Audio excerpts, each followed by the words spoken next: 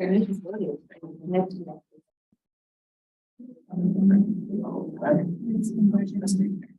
just my company I operate. Yeah, it's ground programs. So there's no.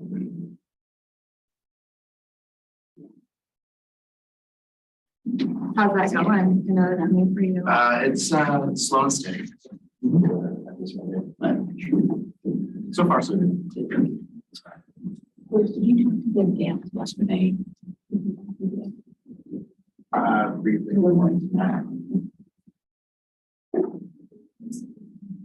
Oh, you're gonna need more. Martin. I know Martin. Oh, I've already. Yes. The male version, the female version. Short for Martha. Yeah, I grew up next to a Martin. So, but his family would call him Martin. Mine cut it all the way down to Mark. My old family cousins call me Mark.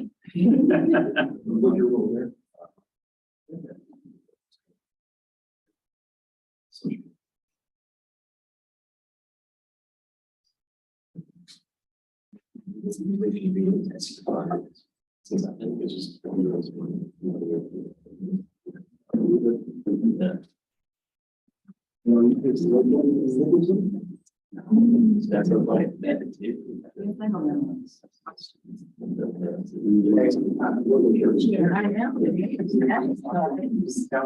Yeah, right. Yeah.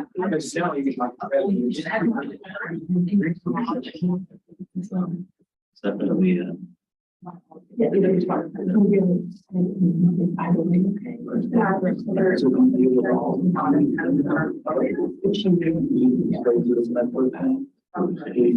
Yeah, well, they hear the stuff, just as long as there's no check on that, they see it. Yeah, and so as long as they're all of the parts. Do they have to be down to the rest of the year? I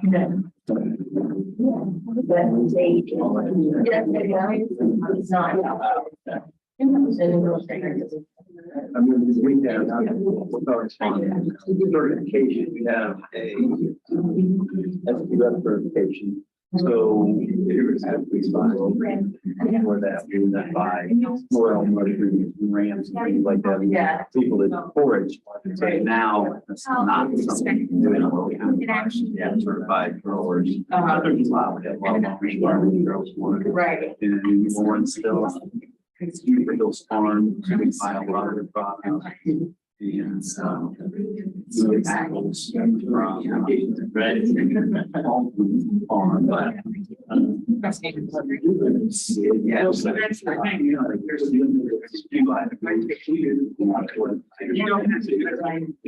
there's spend money to have a company come out and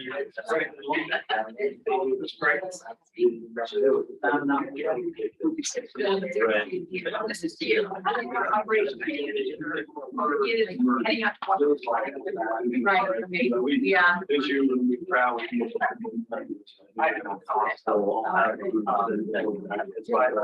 Yeah, the highest score of every island. Oh, right. Yeah. That's cool. More than that. Wow. If they are correct. Yeah. We go. You guys.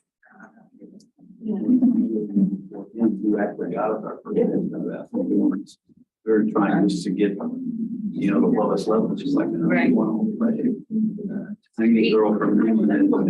Yeah. She got. Yeah. As well. And that's, government. Hotels. Sure. Yeah, no doubt. We'd have to be ready daily because we can get surprise audits at any time. Right. Sure. So you're right. Right. That was a good one. Good. Yeah, I could have used it. I wish all of them.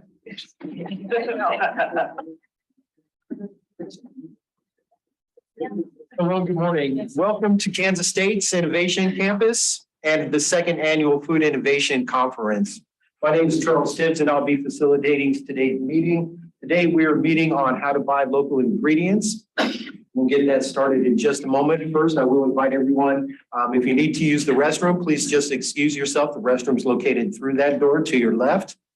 In addition to that, just like every one of our programs this week, we will ask that you fill out an evaluation of our program. You can either do that virtually off of information in your catalog, or I do have some paper forms in the back if you feel more comfortable with that. We will also ask that you quiet or turn off any cellular devices. Today we are recording this, just so everyone has clarity there. With that said, today's facilitator is Marty Bodenheimer, and I will allow her to do a self-introduction and get us started. Thank you. Hi, as Charles said, I'm Marty Bodenheimer. I'm the Sales and Marketing Manager for Kansas City Food Hub. I know a little more this year than I did last year because I just started with the Food Hub about a year ago. It was a year in February. Annalise here is our director, part of the panel, and then Sierra is our operations manager.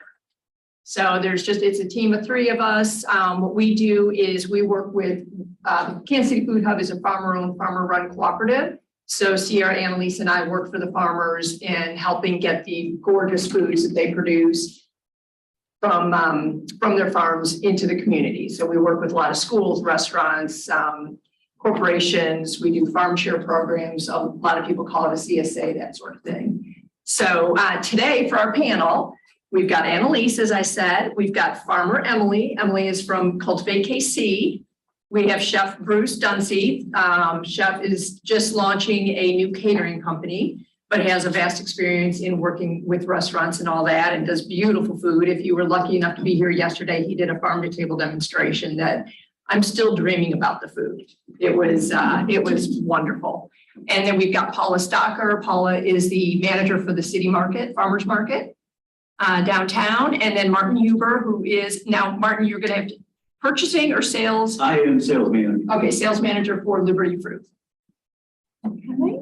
And then, so I thought we'd start today with really the most basic question, and because everybody has a different idea. If you ask somebody, what do you think local food is? Everybody you'll get a different answer. So I thought we'd just kind of go through and start with that and just let the panelists just talk about what local food means to them, what their definition is. Thank you. So like Marty said, I'm Annalise. I'm currently the Director of Operations for the Kansas City Food Hub. And I would say my definition of local food, in-house we use about 150 miles, but that's not what really local means to me. For me, it is more about supporting the small and medium-sized farmers. So if that means that I buy from 300 miles or 500 miles, I would do that if the money is going to support a farm that is working on sustainability, fair labor practices, all of those types of things. So yes, about 150 miles, but really it's more about supporting the farmer. I would agree with a lot of what Annalise just said. Local food to me is that I know that I could travel to that farm within a reasonable amount of time and see what goes on there. I could meet the people who work there. Ideally, I'm supporting communities that are, where I live or really close to where I live, so that I'm helping my own community. I'm also helping the green spaces around places that I live. I know that they're using practices that I wouldn't be ashamed of using in my own backyard. There's a lot more transparency with local food. I would agree with you two as well. I would say probably within 100, 150 miles. The big thing with supporting local, especially local food, is how it affects the economy around it. As far as giving, if you're purchasing someone that's local in your area, then chances are the money that you give to them is going to go back towards your community and where you strive in, where you live in. But I mean, reach out as far as you would like, but that's just my opinion on it. Well, it's hard to add on that, but definitely I think it's eating fresh, it's eating seasonally, and it is within, it's more important to me where the food is coming from and how it's being grown than the distance. So at the city market, our standards say 500. I would say most of our farmers are within 200 miles, but it's really about eating what's in season and knowing that they're doing the right thing and having that transparency. So. I agree with everything you've said, but I need to add one more thing: the importance of growing local. everybody probably experienced this year. In my experience, I've been doing this my entire life. I was in restaurants for 20 years before I went into produce. And I've done this for 27 years. And this was by far the worst year for produce I've ever experienced. Potato shortages, lettuce shortages because of viruses and weather in California. The more important thing to me is it's going to be necessary to start growing more locally, just to provide for everyone. And again, there's hydroponic farms starting up, but I don't think that there's I don't think we can grow enough to be safe.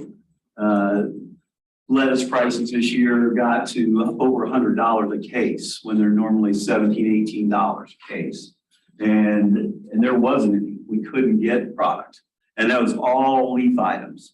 So the importance of buying locally, and of course, you can't really buy very much right now unless it's a hydroponic farm. You have to expect to buy what's available during the season. And the season changes throughout the year. Towards the end of the season, we have squashes in November, but spring, it starts with items that grow very quickly, and it just progresses through the year what's available. Well, and I think Martin brings up a great point in, so getting foods from California. I mean, look at what California has been going through in the last couple of weeks. I mean, between the snowstorms, I mean, I think 10 feet or more, 14 feet of snow that people have been buried in, as well as the mudslides, the rain and all that. So it really is very important for us to really build and support our communities locally so that we do have that, as well as disease. We've experienced that even at the food hub with sourcing eggs this year. We had the flu that a lot of the chickens, a lot of the flocks had to be killed off, as well as, you know, and you saw the prices just jump. So it is extremely important because it does affect a lot of people. And talking about that, I would like to ask about how sourcing local affects our economy. Just if anybody has to, you know, if anybody wants to kind of give what they think, how it supports the economy in our local area. Well, I'd like to say, you know, my background before I was at the city market, and I've always been an avid farmers market person, but I worked for Whole Foods. I started for Whole Foods Market when I was in college and worked for them for a number of years. And I know that they have a big focus on buying locally, but farmers, when you're buying local at the grocery store, the farmers that are growing that food are getting about 15 cents on the dollar. When you're buying directly from a farmer in a farmer's market, they're getting the whole dollar. And so you're supporting neighbors that are in your community, and they're supporting their neighborhood businesses and small businesses generally. And so we're keeping that money circulating within the community. And yeah, I think it's profound. Yeah, I took the words out of my mouth. Yeah, and honestly, I would say probably even maybe only see 10% of it. Whenever you do go to bigger stores and purchase from them, the money, some of it, like she said, does go towards the farmer, but most of it just ends up going towards that, you know, that corporate hub. Like you don't see like where your tax money, it's actually going to a different state or, you know, even a different, you know, country, depending on what products that you're buying. But if you go directly to the farmer, you know, when you hand that money off to them and get that product, it goes directly towards them. And yeah. Yeah, I would say with the food hub, because we are farmer owned, you see us here as staff members, but we're just representing the farmers. The farmers own 100% of that business. So our model is that we get to keep that whole dollar going to the farmer and still be able to aggregate and move some things to institutions. So we are able to keep that money in the economy. It's going to the community members. But one other thing I wanted to say on that is you were talking about lettuce and lettuce prices going crazy high. When you have this like very large supply chain that happens, you can't get lettuce. And at that time, we still had lettuce because our supply chain is small and is local. And we weren't having the issues that some of the bigger growers in California, Arizona, those places are having. From a smaller perspective or a more personal perspective, it's my way of, you know, voting with my feet. Like as a farmer, all of those details are very important to me. But as a person, I get to go vote for green incentives and things that I think are more environmentally sustainable for my community. But going to a farmer's market and purchasing these things and supporting, their business and helping them grow and get a tomato cooler and expand their business so that we have a more thriving community in Kansas City is.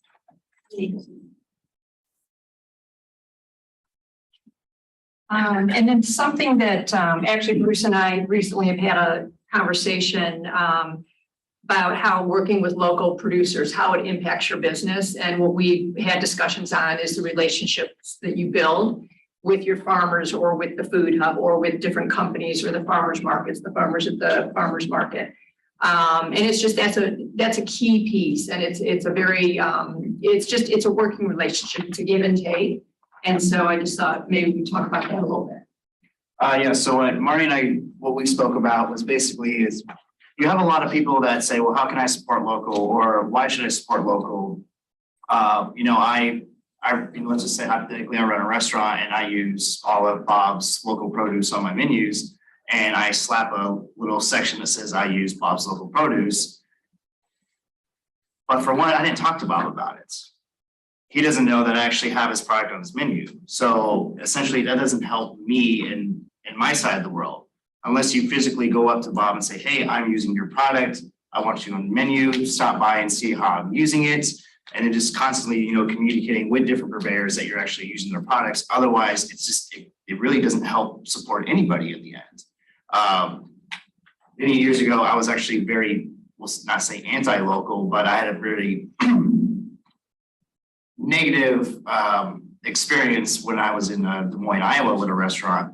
I went to the Des Moines Farmers Market, excuse me, and there was a purveyor that had these beautiful mushrooms. And I said, hey, I would really, really like to go out there and I want to buy everything that you have right now. I want to take every single mushroom that you have displayed right now and buy them right now and take them back to the restaurant and run a weekend special.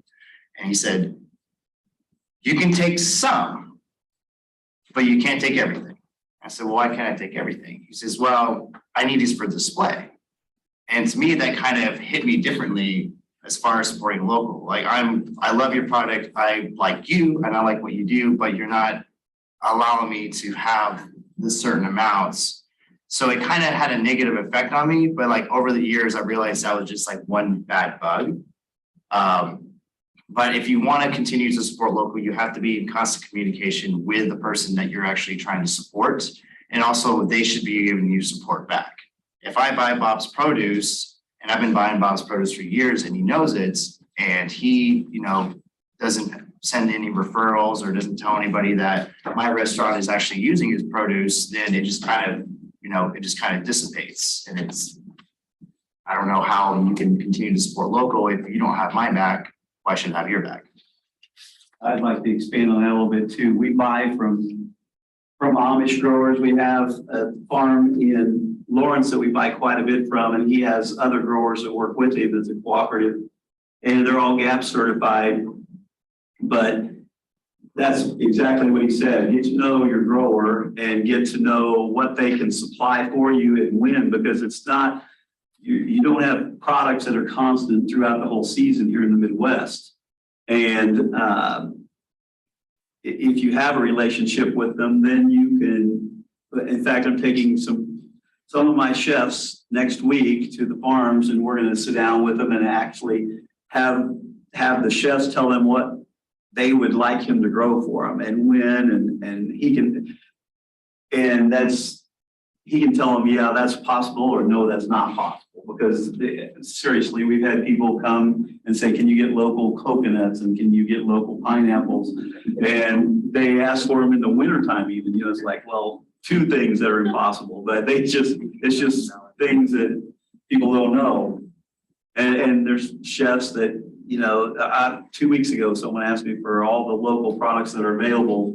They were looking for lettuce and things like that. And it's like, well, they're not even in the ground yet. I think to kind of go off of some of that, now I just lost my train of thought, but there can be a lot of benefits to buying local for your business. Sometimes it's having access to products you don't typically have access to. So if you're using like with our schools, for instance, if they're using a prime vendor, they might get red tomatoes, broccoli, lettuce, some very basics, but we've got Salanova lettuce, we've got butterhead, we've got frisee, we've got all different varieties that you don't have access to always through a different type of vendor. And then with that, the product is just a lot fresher. We are not shipping it, we're not hauling it. Our process is that it's harvested over the weekend, we get it to you by Tuesday. So we're really shortening that supply chain. Of course, there's limitations to that, we can't take it as far as we'd like to always, but yeah, you're just getting higher quality product most often. And then the last point I'll make with it is, again, to go back to that lettuce, sometimes people have a perception that local is more expensive, and most often it is, I'm not gonna lie, because we're really trying to support all of those things we've just talked about, but not always. Our farmers are not always affected by the things that the standard supply chain is, and so our prices might be competitive. Well, frequently, we are able to sell local product cheaper than we can get things from California. We purchase every year, our local purchases are growing and growing, and the volumes are increasing. It is important, though, you almost want to buy more frequently with local just because of the cooling processes. When you go to large growing areas, they have many different forms of cooling the product immediately down to the core, which gives it lots of shelf life. And then I think you were talking about the tomato coolers or something, you were looking at it, and that's something that is definitely beneficial, but very expensive for local growers. So you want to purchase more daily or as frequently as possible, I think, with local. Yeah, like if the farmers only get 10 to 15 cents back, the reason why that's why they have to charge the amount of money that they do for their product is because they haven't been supported 100% of the way. So if they're only getting nickels and dimes back for their products, then yeah, they're going to have to adjust the prices. They're going to have to be more expensive because they're trying to run their own farms. They're trying to support their own families. I would say it's really important that your grower knows that you're mentioned on their menu, because we have a following, or, farmers have their own followings, or maybe they have 200 CSA members. If they know that this particular item is being featured in the winter, then I'm going to recommend everybody go to, City Barrel to get Linda Hetzel's compote from her amazing setup. Like there's so much cool stuff there. Also, to echo the relationships with farmers, I think it's really important because there can be hesitance on both sides because the chef does not know what to understand from a farm. And there's always kind of a variability with what the weather's going to do and what viruses might be laying in wait for our lettuce or whatever. But also the industry, working in the restaurant industry, as I understand, there's really high turnover. It's coming from former teachers, so I totally understand. But it can be difficult to say, oh, well, you know what, if you grow, this whole field of this kind of potato, I'll buy all of them. But it's like, but are you really going to be there next year? If I put these in the ground, or if I order, $600 of these seed potatoes, and then you're the only chef interested. It's not that we won't do that. It's just that we need to have that kind of trust and relationship built up to be able to take risks like that. For me, I have to inspect every farm that comes to the market. And so that's my favorite part of my job, is driving to the farms and meeting with the farmers and having that quality time where they can really show off what they're doing. And we can have that. That's probably the only uninterrupted time we ever have together. But, showing, and then, having an extra pair of boots so that I'm not tracking something. If they've got a disease in one part of the yard, I don't want to make sure I don't carry it some other place. But learning from them, hey, we're not going to be growing this year, or we're going to be focusing on this, or hey, this we had an issue with our system, and so we're not going to have any of this, but we're going to have this as an option. So you may not be able to go to the farms, but you can certainly talk to the people that are growing it and get that relationship and get that information, and they love to talk about it. They do. I mean, they're proud of what they do. One of the things that Emily touched on as far as noting on your menus or menu board or whatever about which farms that you're working with, because it just that all kind of brings it full circle and just shows that you're working with the community and you're building community within your own community. So what I was going to ask is, what in your opinion is the best way to promote that you are working local? You know, there could be some other ideas other than just, you know, beyond a menu or something, some other things that you might do. Emily, I know your mind is going right now. You can do a lot of things. Yeah, let me think. Thinking about the tried and true ways. Well, and I think like even your happy hours and stuff, Oh, you yeah. know, just. Okay, well, let's see. And you don't have to go for somebody else. Okay, so I think your basics are gonna be like wherever you promote your restaurant. So if that's social media, if that's your website, if that's on your menu. Even just like having conversations with your customers, getting them familiar with what you're doing, because all of that is going to add value to your business. One thing that I've been a little bit surprised about, I've been with the hub for a couple of years, but I've been in the food world for a while now. Some of our farmers like Cultivate and Nathan Moyer and a few others, like they have like cult followings, like people love their product. And so we've got restaurants that only want one type of tomato from one type of farmer because they trust it. They know that it's good. They put that on their menu and their customer knows that it's good. So I think don't underestimate the value of like the capital that the farmers have already created for themselves within the community.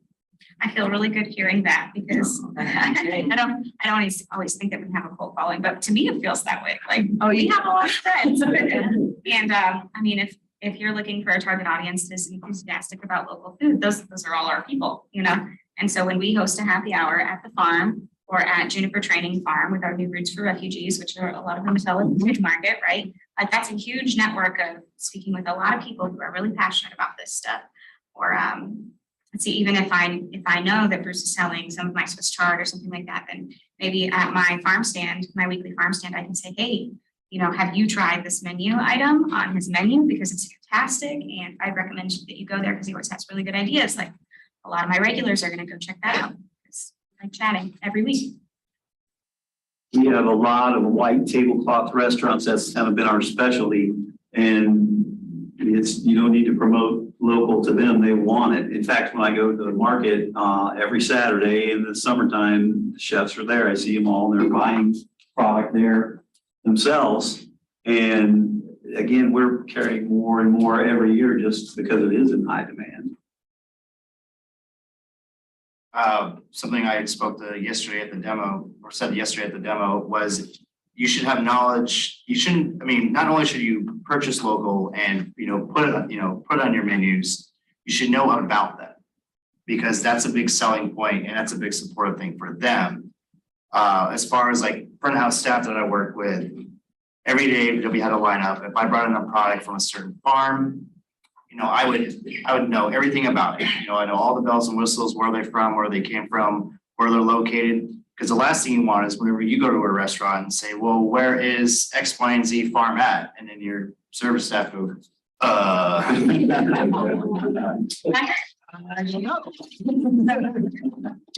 you're like, well, I'm gonna get this instead. But having that knowledge where, as a selling point to where it comes from, like definitely helps out. And to add on with the fine dining, that is something, we chefs do. We go to the markets, we want to buy those products. We want to put them on our menus and run specials. This is kind of off key, but this is something I'm passionate about is fine dining is dying. I believe it is dying. We have several massive, franchise and corporate restaurants and fast casuals that are coming in and just swooping off. It's not convenient, it's overpriced, it's high. And to me, supporting local, especially local fine dining restaurants is a good way to help support farms because like we're the ones that like to go in and buy a lot of stuff and showcase that that's where we're getting at. So it's kind of a big cycle. If you go eat it, I mean, yes, it's going to be expensive, but you have to treat yourself. So go to a fine dining restaurant, a couple times a year. Just like that says a lot of words towards everybody. It cycles back to the farmers, it cycles back to the restaurants because those fine dining restaurants are huge supporters of farmers. And like I worked with several places that like majority of the stuff that I purchase comes from farmers markets. And if you stop going to fine dining restaurants, then that's just a big, stab in the back towards the farms itself. Oh my gosh, please don't be the restaurant that says, we source locally, and then you have no details on it and nothing on your menu that says something. Or, and then I ask about it and they're like, which is fine, because usually they have to ask the chef. I am that person that always asks because I want to see where it's coming from. And it's totally fine when the wait staff doesn't understand it. Then they go ask the chef and they're like, okay, it's this item and it's from this person. I'm like, oh, I love them. They're great, right? But oh my gosh, it's I will not go back. If you have one of those people, those local foodies who are going to your restaurant and they find out, ooh, you are in trouble. Be specific. You gotta be honest. Yeah, one last point I want to make with that, and it's not just for fine dining, like fine dining is great. We have a lot of fine dining customers, but like, even if you think about, like Bruce was saying, fast casual, think about like, I just got married and did Chipotle catering for my wedding because we don't have that much money. But if you think about like the marketing of Chipotle as a fast casual restaurant, a lot of what they focus on is like fresh, simple, maybe local, not necessarily local, but like all about giving this imagery of like the ingredient is exactly what you expect it to be. And so there's a lot of opportunity there for smaller and fast casual and not necessarily just fine dining experiences to capitalize on some of these things we're talking about. Every one of these farms has a story. Every one of these farmers has a story. And you as you know, entrepreneurs, and you want to market your business, you have this ready-made marketing material by incorporating their story with your story. It's like, you know, it's a no-brainer. It's something that you can, you know, to have a picture of you picking up your produce from this place on your Instagram and showing everybody where it comes from and that transparency, but it also gives value to what you're bringing. So, I mean, there's definitely a market. I'm glad Paula said that, because one thing that we do try to do at the Food Hub is we do try to educate our restaurants, our schools, our companies, and our customers in general. So we have what we call farm cards. So it's a little synopsis of our farm, our farmers and what they do and what they produce. So it's, you know, the education piece of it is huge. These are laminated because the laminated ones go to our schools. I keep the laminated ones on me because I'm a little messy sometimes, but anyway, so yeah, John and Austin, two of my favorite farmers. But yeah, it's just, you've got to have that education piece. And as far as education, seasonality, that's a huge thing. We've been talking about that because we were laughing Martin, when you said pineapples, because I did have a school that just reached out to me and asked if, you know, can we get pineapples in April? And I'm like, well, I don't think Kansas is conducive or Missouri is conducive to growing pineapples, especially in April. But anyway, so that's an education piece though, you know, and, you know, so what I did was I offered some other things that would possibly work for her. No fruit really at that point. But anyway, so the seasonality and how you have to be able to pivot, because if you do have a disease, there may be a pest or something.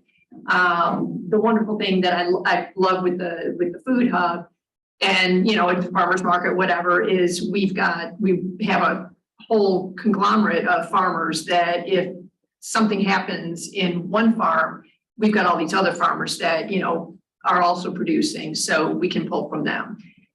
So just kind of thinking the pivoting, like for when you're thinking about your menus, you know, you won't have the beautiful heirloom tomatoes in January. So what do? How do you design your menus? Have a backup plan. Yeah. I mean, as long as you know, like I just said, have a backup plan, have 10 to 20 things that you could do. Reach out to like KC Food Hub and say, hey, you know, I really wanted to get this. Is it around anywhere? If not, is there something I can substitute it with? And that just goes back to that, you know, whole constant communication as far as, you know, with menu design. If you are a chef, you should know this is going to happen. This is the knowledge that you have over the years, as you've seen it before. You know, there's going to be times where you can't get lettuces, or, you know, the pineapples aren't going to be as high quality or not going to be right when you get in. Like you learn to become like, I don't know, a king of improvising or a queen of improvising. So as long as you are knowledgeable of other things that can supplement your menu items, then it shouldn't be that huge of an issue. See, he's the type of chef that we all love. Because there's things that are not available and you have to have that kind of knowledge if you're a chef. I had a chef years ago that he got a $2,000 order. Everything was wrong. Our girl in customer service just, I don't know, she put in the wrong customer number and they sent him this other person's order. And when it got there, I called him, I was just mortified. I was like, oh my God, because it's such a giant order. You just got everything wrong. It's not your order whatsoever. And he goes, that's good. And I said, no, you don't understand. He goes, no, you don't understand. He goes, I think that's great. I think my sous chefs need to learn to use what they get. And he made them use it all and didn't send anything back. It was just crazy. But he would never sell tomatoes when they're not in season. He would never sell anything when it was not in season. And so he didn't put it on his menus. But and there's kind of two schools of thoughts on the white tablecloth restaurants. I feel like the fine dining is going great, but the big corporate fine dining is crashing because they, just like you were saying, they want perfect heirloom tomatoes in the winter, and you can't get them. We get them from California, we get them from Canada, Mexico. They have no flavor. That's exactly right. They have no flavor. You get them from the local growers, and each variety has a magnificent flavor, and they love them. But yeah, again, to your point, you have to use what's in season and be able to understand that and improvise with, because anything can happen. Like the lettuces this year, you had to do something else. I think with that too, just knowing that like there's no one way to do it or incorporate local into your menu and what you're doing. So when we're talking about this, we're not saying, stick 50% of local onto your menu and like change it every 2 weeks based on it. You might have one rotating menu item that features something new, features something local. Or maybe you have like a salad and you can't get the lettuce local, but you can do shaved cucumbers and carrots and something else on it. So I think local can be really intimidating. We always suggest you just start really small, try one item or 2 items, see how it goes. And then you're probably gonna love it and you're probably gonna come back because that's what most people do. But just get creative with it, take small baby steps. Don't try and do 100% local. We've had a customer do that. It's gonna fail. It's gonna fail. And whenever we think local and think local, like local food, the first thing that always comes to mind is produce. But there are other things that you can put on your menu that you can get year round. You can get beef, you can get pork, you can get honey, you can get cheese, you can get other things that you can put on your menu if you want to support local. If you can't get the braisés that you want, you can't get the tomatoes that you want. If you still want to continue supporting local, it doesn't have to just be produce. It can be other products that people have made. And you guys talk about meat and cheese and honey. Things in the winter because those are so fast to dry around. Also, I think that as our local food community becomes more resilient, I think we'll see more value-added products and canned goods like Casey Canning Company. So it doesn't mean you can't have local tomatoes in the winter. They're just going to look different. They're from a can, but they're still going to be better than the tomato-shaped objects you're describing over there. And I mean, like the city market's a year-round market, and we have a lot of meat vendors. So we have this weekend, we're going to have lamb and duck and goat, as well as pork and buffalo and beef. So we have Wagyu beef there, and we're here all year, every weekend. And I think we're noticing that more. Because I think for the second farmers market also is doing year round. I don't know if over. They do like once a month, or twice a month in the winter, but yeah. Yeah, but I think most people are trying to get more into that year round. So I think it's going to help change people's mindset. We've just seen the increase that we've seen from those that purchased from us from last year, what they purchased during the winter months, January, February.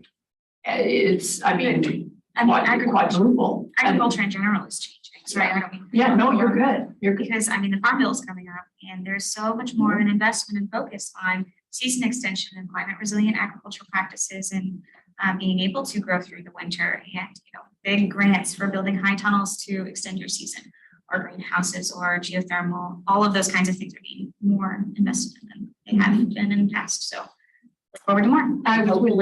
Hopefully urban agriculture will be Yes. represented properly. Thank you. I was with a company yesterday.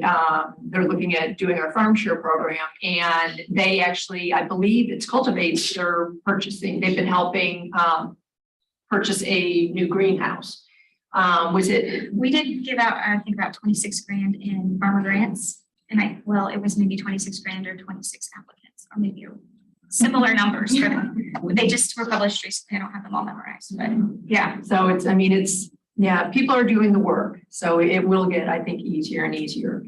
Okay, so one of the things that people ask is local food healthier? Does it spoil quicker? Does it last longer? What are your experiences? Well, again, most of the local growers don't have the cooling equipment to cool it down to the core. So generally, it probably won't have the legs on it that you would. That's why it's also more important to buy more frequently. When it's cooled down to the core, you add weeks of life to it. And as long as you don't break the cold chain and keep it cold. But again, it's coming from the big growing areas, and the nutrients in the land where they grow romaine every year. It's just not there. The product that comes from major growing areas doesn't have the nutrients that the local products do. I mean, if you're buying at the farmer's market, chances are they pick that product that day or the day before. So it's going to be as fresh, and they've done studies on, say, spinach, and the nutritional content of spinach from when it's picked to after it's been sitting in the refrigerator for a week, and it definitely loses a lot of that nutritional value over time. So eating the freshest that you can get is going to have a greater nutritional value. I can't necessarily make the claim that it's healthier, but they do a lot of nasty business to extend the life of food, irradiating it and dousing it and stuff. And so I'd rather shop more frequently and have fresher food. Yes. I agree. Yeah, that's like if I go shopping, chances are whatever I buy, I'm probably gonna use it within the next couple of days. Like with myself and my kids, like if I go to the markets and we pick out stuff, like chances are within the next 2 days, like that's what's gonna be on our plates. But a lot of people, they stock up. When you go grocery shopping, you might buy enough to last you for a month. That's just like I would just want to say it's just kind of like on you and how you shop. But maybe instead of going out and buying bulk, lettuces from, the Sam's Clubs and the Costco's, if you want to use your lettuce and you know when you're going to use it, pop by and grab that on your way home before you start making your food. A lot of the smaller growers, urban growers, not specifically urban growers, but people who are more interested in the environmental aspect of it are looking at a whole lot more than the NPK that a lot of the conventional growers are looking for. Not only are we looking at the peak of ripeness because I'm taking it to Annalise later that day and then it's getting delivered the next day, but also, our soils are well balanced from a life perspective and a nutrient perspective, or at least that's what we're going for. We're incorporating cover crops, we're incorporating inoculants that are going to make sure that our the life in our soil and the microorganisms there are processing the minerals that are in the soil, not just the chemical synthetic fertilizers that I can put in a field to make corn grow. I mean, it's fine. My grandparents did that. We got to do what we got to do to feed the world. But I think that there's a better way that is healthier. It includes a lot more than NPK. If you're looking to shop organic, that's the closest and the most purest organic you can get is just going to the market and getting it from a farmer. So I might be thinking out loud here, but I really want to utilize this, but seems like there's a lot of work involved. We have to shop frequently. Is there any automation of, I want to grow my. The one thing I was just about to know with shopping more frequently. So we deliver once a week typically to our customers, and I don't want there to be any hesitation that the quality is going to go downhill. How we kind of handle that is if we have a highly perishable product, say strawberries, we don't sell those wholesale because we just know, like Marty's saying, in 2 days it's going to be bad. And so we just make sure we're moving the products that are going to be a little bit more stable and get you through that week or 2 weeks. We've got hydroponic growers that they leave the roots on the lettuce and it'll literally last a month in your fridge. Not suggesting anyone leave it in their fridge for a month, but sometimes it happens. And so like one thing that the hub is doing is that we are kind of centralizing those connections for you. So you call one number and you have access to 27 farmers. And what about already cut veggies, like? So we sell, well, so we primarily work in unprocessed foods. So we're not going to be selling you shredded carrots, or we do have some like cut lettuce mixes, but that like we would refer to as value added. So the cut cucumbers, the cut carrots, things like that, we don't necessarily move. Part of it is just we don't have capacity, safety. You need to do that stuff in a certified kitchen. We do have a couple farmers that do that, but we just, as a business, have stepped away from that. It's not worth our time right this minute. But that is something that's definitely in high demand because we talk to our school districts all the time, and like Emily was saying, labor is an issue in a lot of places, and so people are requesting those cut products. It's not something that is cost effective for our farmers right now. If we had larger scale, we could probably do it, but they just can't afford to add that extra, because then you're not only paying more for local, but then you're paying more for local and processed, and it would not be cost effective for anyone. Facilities for that kind of thing, as she said, are the food safety aspect of processed items is really high. So that's a big part of what we do, because we do have the facility and the food safety aspects, and it's grown. It's such a high demand item anymore, like you said, for schools and for bigger outlets, caterers. We have outgrown our building twice that we do processing in, and we recently have been acquired by a larger company who has larger facilities, and now we're both going to be doing the processing. But it's a big thing to do that and expensive. Well, and one of the things with, and correct me if I'm wrong, you guys are going to be more knowledgeable about this, but once an item is cut, it starts losing its nutrients. You have to preserve it. Or, once it's harvested, it starts. Right, exactly. But, and you don't want, that's what we try to avoid is all of those additives and, anything to keep something fresh. I mean, we want to get it to you fresh so that you can enjoy it that way. One of the things that we do with our schools is, if it is something that it's a school that a lot of schools are experiencing this right now, since COVID, they just don't have all the labor, the short staff. So what we try to do is we get to know our products and we'll say, you know what, we'll offer them something else. This schools have loved this. This is so easy. You just, you rinse it, it's good to go. The kids eat it in one bite. And, what I'm speaking of is a lunchbox pepper, which are fabulous. So we try to help them gear them into things that will help them with their labor and their cost, that sort of thing. Yeah, kind of like what Bruce was saying, like there's other products too. So maybe you don't have the capacity to cut carrots, but if you want to do like a cheese or something on the menu, we have like cheese curds, or you could do like pre-made beef patties, or there's a few options that you could get. But with produce, we just don't do any processing. Okay, and then I'm just kind of watching our time. So, because I want to leave room for questions. So I thought we'd do one more. Okay, so basically I just thought it'd be interesting to know how you all got involved in local food. Thought that might be a good one to kind of end on, and then we can open it up to questions. I feel like everyone's going to talk forever. I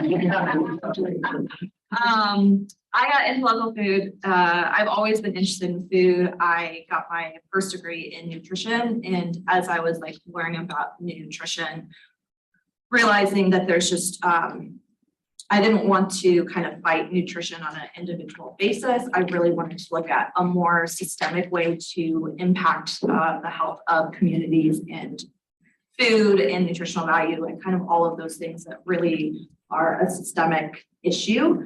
And that is how I got into local food. Let's see.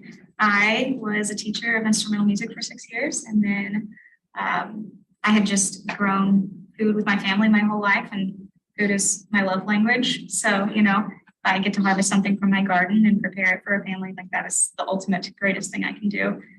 So when I switched over to horticulture, I got to work at a garden place that also had a market garden. And so I got to manage the market garden, and that was really fun. And they had a farm to table restaurant, and I started working for Cultivate and being able to do what I love doing at home, but just on a much larger scale, and contribute that produce to food pantries and the schools through the food hub and the farm stands, and donate a lot of food. Has been really rewarding.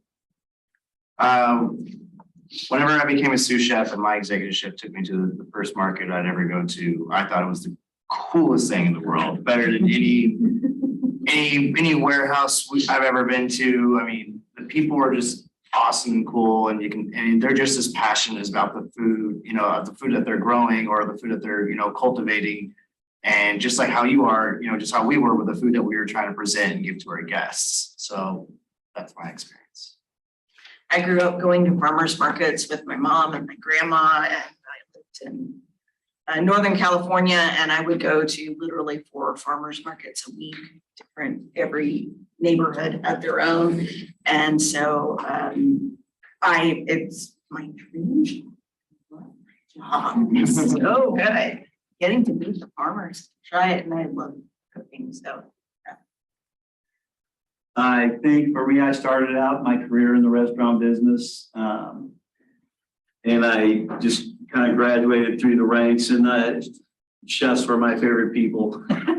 Most of my friends, I will say, were chefs, and organic and local produce has become more and more in demand for all the obvious reasons we've been talking about. And I work at a produce company, but I buy all my produce at a farmer's market when they're open.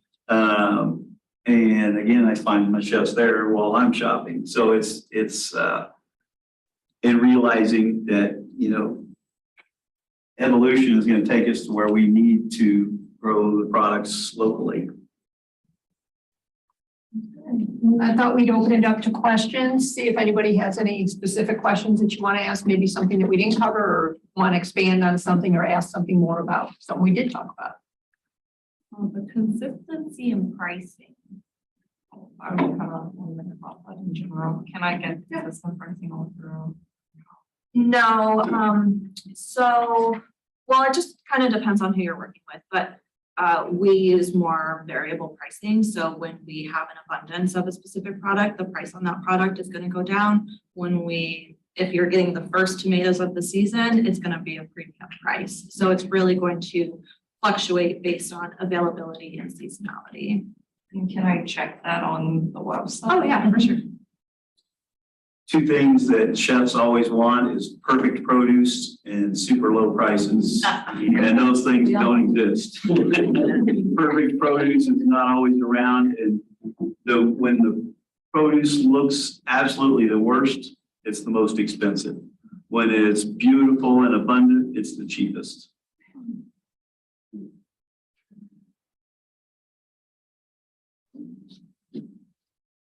How would if a small business wanted to get started in purchasing local ingredients, how might they go about that besides just walking to a farmer's market? So you could, not just like plug the food hub all the time, but you could potentially order Call through us. the food hub. But I think also if it's something that like you are just wanting to experiment with or try once, visiting a farmer's market and just getting a little bit of product to do some test items with is a really great method. Would it be an okay strategy for me to just go to local farms and just meet those people? Hey, Yeah. I'm in need for this and this and this. 100%. certain time. Just depends on the time. Yeah. Okay. Well, and sometimes you can see on their websites kind of what they have. Farmers aren't always the best with updating their website, so you might just have to, I would say in our business, everything is it's old school, it's slow. Like we meet our customers by having conversations, and our farmers do the same. So I think if there's something that you see that you're interested in, just pick up the phone and call the farmer. Like they love that. Well, I mean, and you might go to the market and walk around and look and see whose produce looks like what you're looking, and then instigate the conversation with the farmer. Because then it's like, Market, like Blue Springs and Summit, anywhere. And encourage you to visit more than one, just to see, because they're all different. Yeah. I mean, and some do overlap to go to the same, like they'll cover a couple of markets. oh yeah, a lot of my farmers hit multiple markets, and they'll be in Lee Summit or they'll be in Overland Park. Yeah. I don't want to dominate questions, but I've studied my bachelor's. It is in urban planning and design and environmental horticulture, so this is fascinating. And I'm in healthcare now. I switched my major. Now I have a food truck coming, and I want to grow the business. I dream big, and I want to incorporate some of those. You mentioned hydroponics and urban gardens. Like I want to know. I haven't been keeping up with the current trends, so I want to know a little bit more about how that's going, and will that be able to, like, the pricing wise, will it doable? You need to do there again. I think it's people say, organics are more expensive, and sometimes they are, but we are selling more and more. We are a certified organic facility, so we buy more and more organics also in demand. And the more volume we buy, we don't buy it from a consolidator at that point. We start buying it from the growers and shippers that are dealing with them instead of a consolidator is someone who's on like the LA market, and they have communication with everybody on that market. And we buy a lot of specialty produce, unusual and specialty produce, and we're not buying pallets of it, we're buying cases of it. So they consolidate those things and put things together for us, and that's expensive. But if we can buy direct because we're buying more volume, then it really cuts down the price. And really our experience with buying local products, frequently they're cheaper than buying from the coast. Any lists of places that I could? Absolutely. Like in Kansas City, I would love to get some lists. Absolutely. And as far as like your menu, when developing your menu, you should always leave a lot of space for fluctuations, especially on specific items like lettuces and tomatoes and stuff you can't get all year round. Like, you might have to bump your menu price up $2 just to make sure, like, if something were to happen, you're going to be able to still continue to make a profit off of it. I've used Liberty fruits in the past, and like all of our concept restaurants that we've done with, it was like, there's going to be a point in time where this is going to go up 50 more cents a pound, or it's going to go up $3 more a pound. And as the chefs and owners of the places, like, that's our job, is to make sure we have that little wiggle room for just in case, like, it fluctuates at some point in the year. And if it doesn't, and it continues to be the same price, and you still have the same, customers coming in buying the product from you, well, that's more profit for you. And for our case, I think we'll have permanent menus that I don't think I can locally source, but we'll have seasonal that I always want to promote, like, this is from this farm, so we're making really common way to do it. Yeah. Or maybe you have like a Special of the week or yeah, something. or I was thinking there was a food truck I had talked to at one point. He was doing like po' boys and he wanted romaine lettuce. And so he was like using romaine lettuce local when he could get it. And then when he couldn't get it, he was just getting it from. How was he doing it with the incorporating in his menu and advertising, like on the week that he's using the local species? Yeah, or you like can say, putting online? some people will do something generic, like 10% source local, or, it's always gonna add more value though, if you can name those farms, put faces to those names and those types of things. And then, the other thing I was gonna say is that most of us are really connected. So like if you reach out to Cultivate, or you reach out to myself, or you reach out to any of these kind of big players in the local food scene, we have huge networks. And so, even like Emily could connect you with probably Just let me 30, know what you're looking for. yeah, 30 farms in the area. We have a lot of resources. So it just takes a lot of the work off of you. Yeah, and one of the things that we do, Annalise and Sierra, what they do for the food hub is during these months, January, February, is they're meeting with our farmers and they're crop planning. So we talk with our schools and our restaurants and whoever we work with, and to find out what it is. And we look at our statistics from last year, the previous year, to see, okay, we really needed more heirloom tomatoes right in the midst of the season because everybody wanted them. And then when it came fall, it's all of a sudden the heirloom tomatoes were dropped because everyone was switching their menus to fall.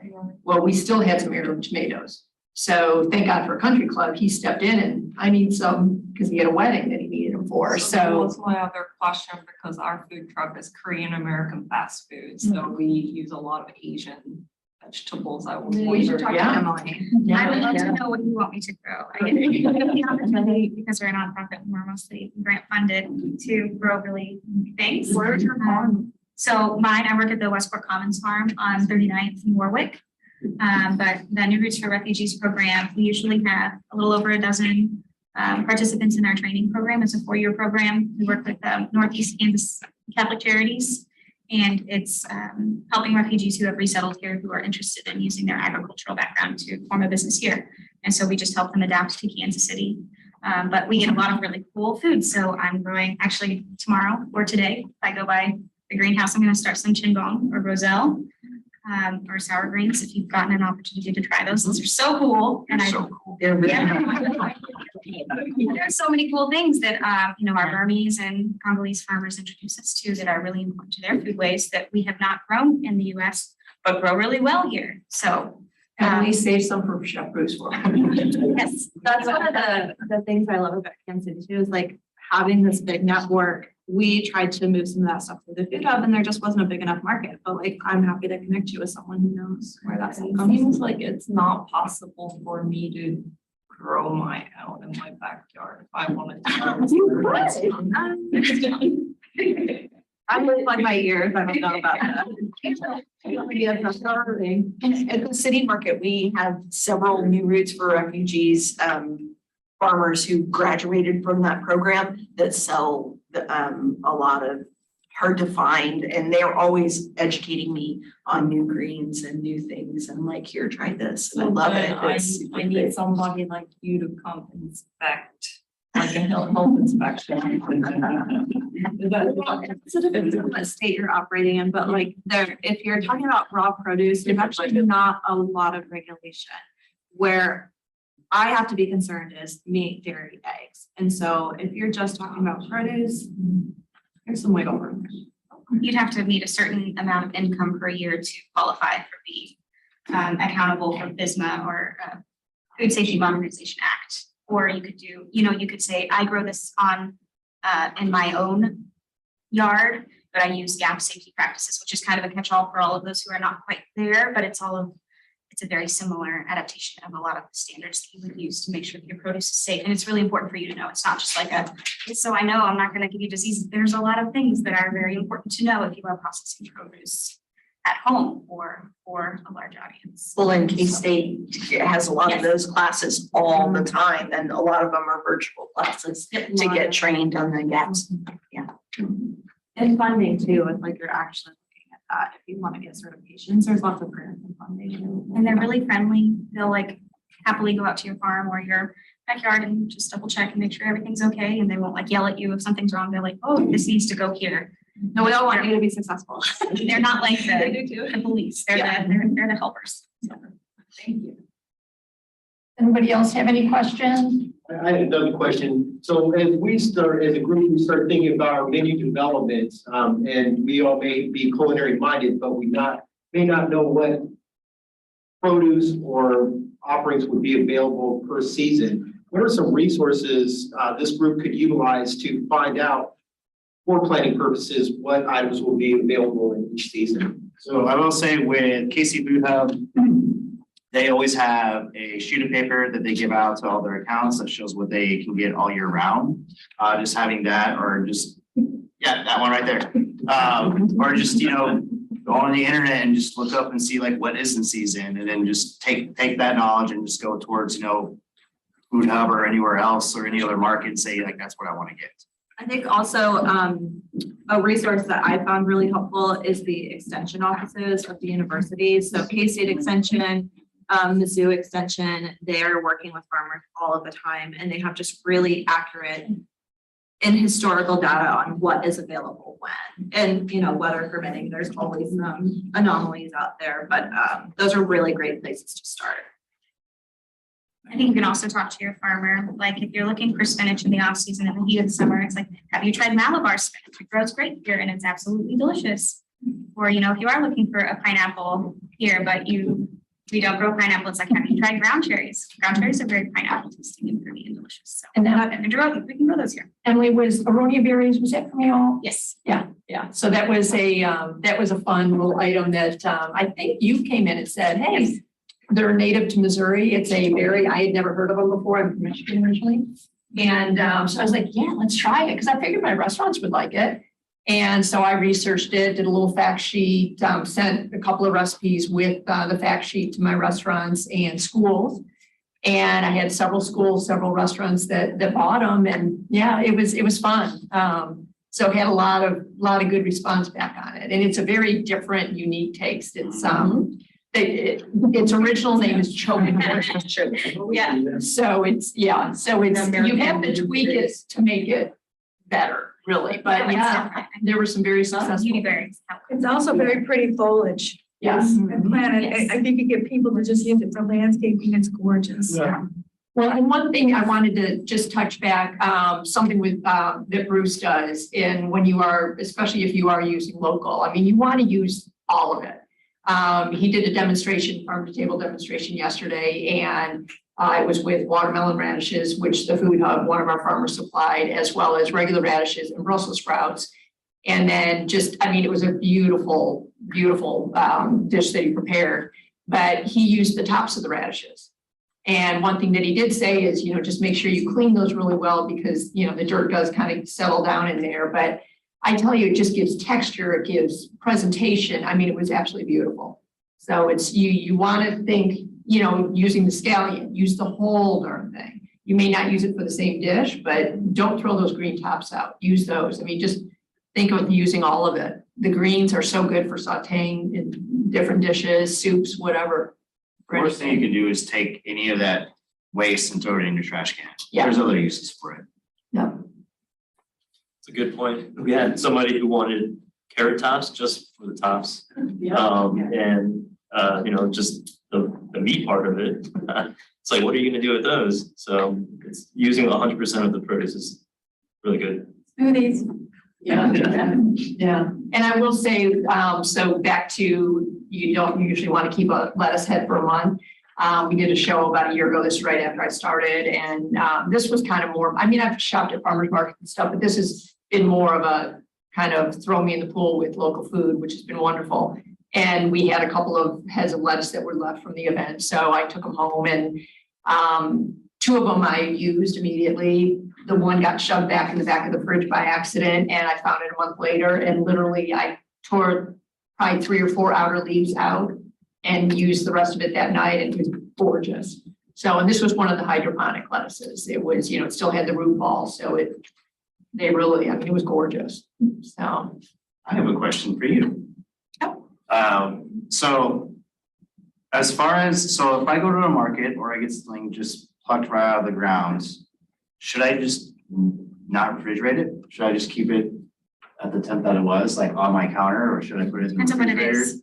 You want to give me a specific vegetable? Root vegetables. Ooh. Well, if greens are on it, I'd wrap it in plastic. Okay. Because I'd probably want to use them if it was in my kitchen. Tomatoes, please do not put them in the fridge. If I'm going to use it fast enough, I'm not going to put it in the fridge. But I don't know if there's any scientific basis to that or not. I don't know. It's just what. Has anybody had any background in using those, especially organic fabric bags that help it store foods in the refrigerator to keep the methane gas from like apples bothering other vegetables or other fruits? I know that there was a husband and wife who made these specialty bags 20 years ago, and I bought a few, and then they have some other people who made other bags to preserve the freshness. Have you had much luck with those? Yeah, that's figures. We do. There's two things there. If there's things that you're wanting to ripen, those are gas permeable bags. So you don't want to have too much too much of the gas in there, so it will ripen better. by not having too much. It will, bananas, avocados, anything that ripens after it's picked produces that gas. So if you have too much of that in your refrigerator, we have ethylene scrubbers in our facility to take excess ethylene gas out of the air because it will ruin your produce. But it also will keep moisture in with lettuce and things like that without keeping too much moisture. You can evaporate the excess moisture so that you don't have it's not rotting from too much moisture. So there's different reasons for those kind of gas permeable packaging. And kind of like we mentioned previously, that does extend the shelf life, but the longer you extend your shelf life, the less nutrients that are in the product. So that's not really something that we. Out of curiosity, so speaking of being a pain in the butt, so when you approach someone and the thought that we're thinking of is pork skins, pork rinds, but there is a need for experimentation. So it's like I need to have the pork skin and then to be able to take it back into the lab and work with it and then figure out how it works. But then go back to the producer and say, okay, now I know it works. Now I'm going to need to order the pig skin, which I'm kind of curious when people are packaging things and they're selling beef and pig, how are they bringing that to the farmer's market? And is that something that you can approach them and say, I need what you did not bring with you. I need the skin, or I need what you would think of as kidney and heart. And that's hard because by law, they have to sell it frozen. So they take it to a processor and they have it cut into the cuts and then they have it frozen and they're actually picking it up from the processor frozen and keeping it frozen. Because I've asked for weird cuts before. yeah, I've had that exact experience. And then when I talk to the butcher says, we don't get that. We get it already processed in a half. Right. And then going back to the packer doesn't answer their phone. I was gonna say, I'd probably contact the meat processing plants that are doing it and. You can find all those products that you're looking for in a lot of the Hispanic meat markets. They are, they use that. A lot of it's just something that they use. So most markets are not selling it because there's no demand, but in a lot of the Hispanic meat markets, you can find it, mercados. I would think that with that too is just like find a few pig farmers and just call them because it's very likely that would be an opportunity for them, that they're not utilizing that product to make a profit off of, and that you would be giving them the opportunity to get value out of that. But like we've all said, there's not enough to get through some of these traditional supply lines. So I would just call some big farmers. I mean, yeah, you could still talk to them and then they could go to the processor and say, we want all of it. This. Is that something that we could ask one of our pig farmers? Potentially, but with something that's trial and error. Right. I would go straight. They just don't get back to you, that's the problem. Are you familiar with Meyer meats? Yeah. I called them and I called someone that actually sends their animals to the packing facility. Because they process all of their own beef and pigs and everything. But there are some of the Hispanic mercados, they have it on hand in their cases. And I think it's just like anything else almost in marketing is you've got to keep knocking until someone actually answers the phone or talks to you and then figures out that you're not crazy. That's why usually when I'm talking, I say I have a day job at a university and then people kind of relax because if you start off saying, I want to sell pork skins, they're like, you're crazy, right? But there's a lot of them sold every day. No. Sorry? I mean, we use pork skin. Oh, okay. Our culinary practice in Korea and all get a hold of that. Oh, okay, thank you. And that, I think I've looked, Facebook has some pretty good grower pages. And then they connect you to, it's kind of split to sides. There's like Kansas, and then there's Missouri, and then there's somewhat Kansas City region. But again, when you look at the farms send it to the packer. I'm not aware of any that are doing their butchery, but there probably are. But then again, getting to them and then saying, okay, I don't want a whole hide that comes. I want a section, and then I want to take the weeks that it's going to take to try to innovate. And that was part of my second question is, as a chef, when you're going in and somebody's saying, hey, there's this cool new berry, how do you know it's going to work? And then you got to wait until the entire crop comes in, and then somebody has bushels of this crop, and then you try it and you're like, it doesn't sell. So a lot of times with that is you can get samples. Try before you buy. Okay. From certain purveyors. And so there's a couple of items, I can't think of any off the top of my head, but I'm like, I've never had that before. So instead of me, purchasing a whole case or a whole pallet of it and then dedicating and putting something I've never tasted or worked with on a menu before, is I will try to get the smallest quantity I can. And if I can't get it delivered to a restaurant, then that's when I will go to the market and see if I can find it. And then I'll just, hey, I've never had, let's say, Arona berries before. And can I taste a couple of them? Now that I know what it tastes like, that makes the decision of what I want to do with it. Or do I want to do anything with it at all? Crazy idea. Go visit the farm. All right, let's pick someone try it.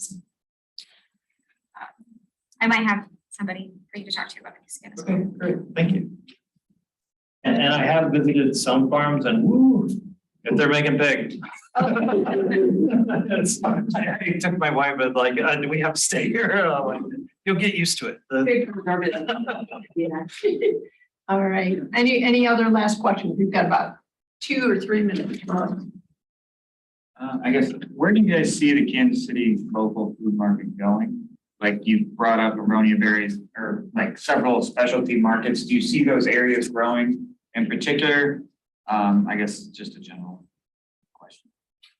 Yeah, I mean, for sure. I definitely see it growing. I think that there's a lot of really strong organizations working to make local food and a local economy and local food possible.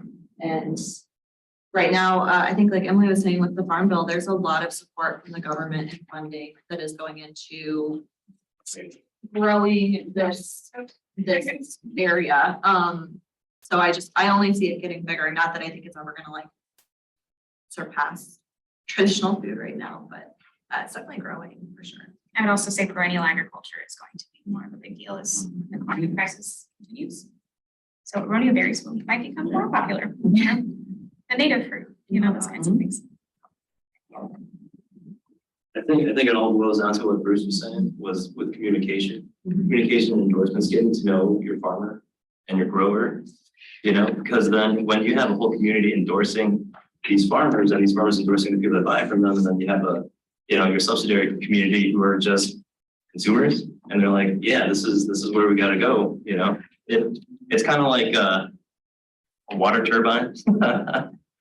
Just people are talking about it, it's communication about it going into this turbine that creates energy, and so the energy just keeps on going and spreading out. And I'm using energy as an analogy for just awareness, and I think it's getting bigger and bigger. Yeah, I do too. And I think huge thing is the education piece, just educating people, letting people, I mean, I've been in food pretty much my whole life, and I just had never been really exposed to the local food as much. And it was just kind of through my natural interest where I got involved. And yeah, so still learning. There's a lot to learn about it.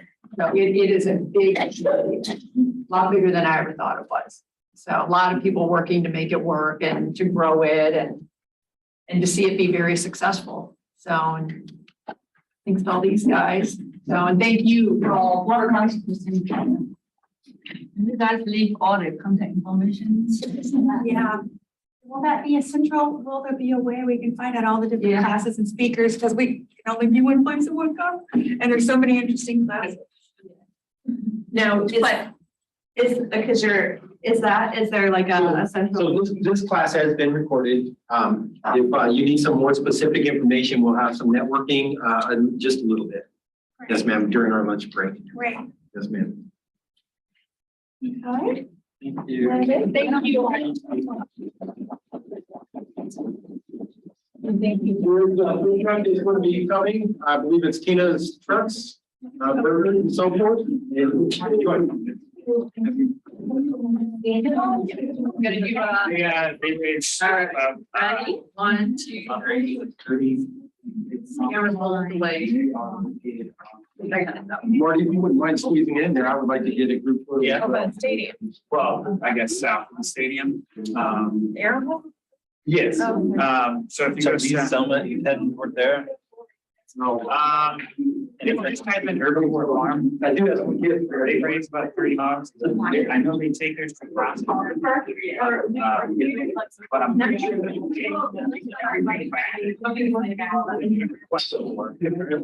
so, yeah, if you go to them and say, I don't know, like, you might have to buy a whole line, but since it's not gonna work, that may be like $500. They honestly are probably. Let me grab it. See, that's the thing, the pie, usually a low value. If you're to do your experiment, you might have to pay it for more.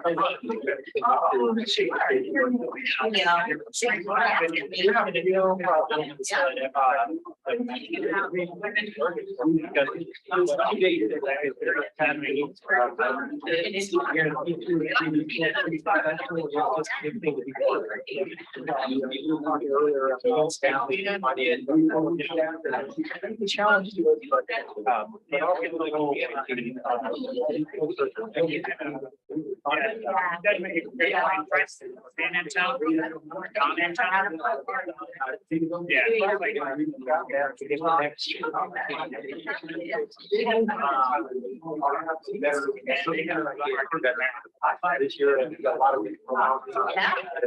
Learning about It's all good. I just wanted dealing with the contractor.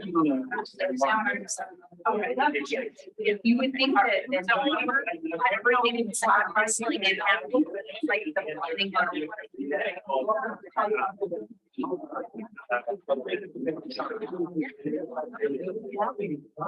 but yeah, it's going to your,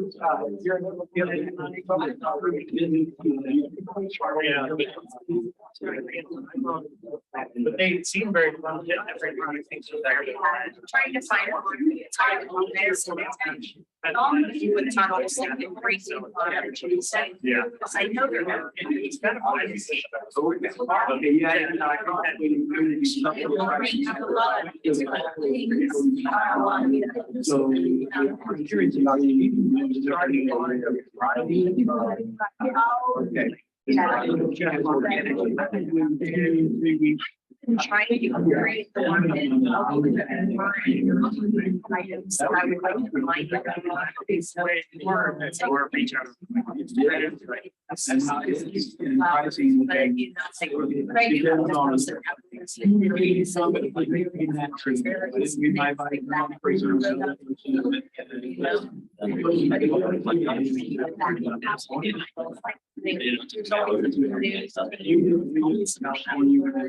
Yeah. I think you're talking about dinner. yeah,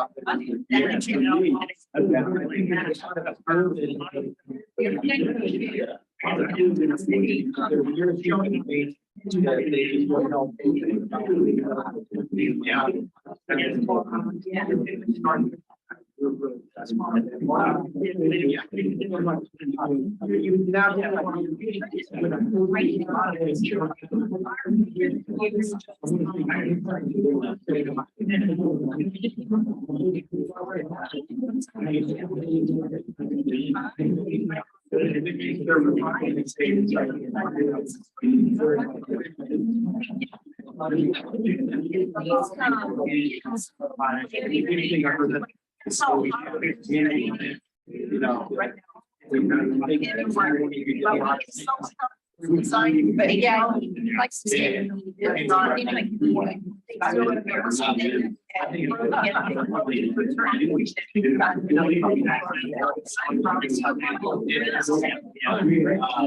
You're welcome.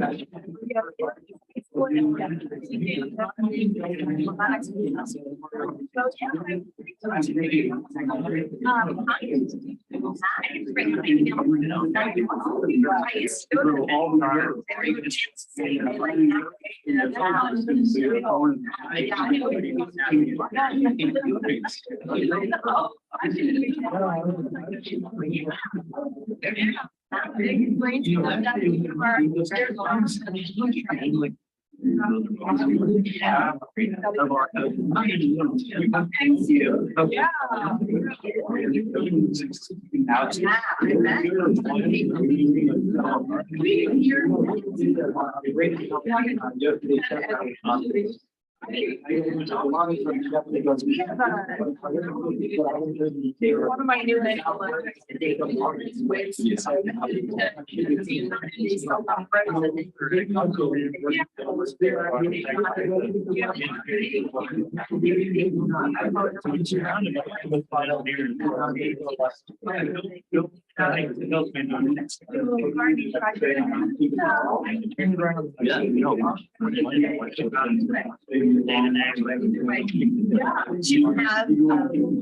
really, and well, you have to have. You know, and so, that's something that we want to do, you know.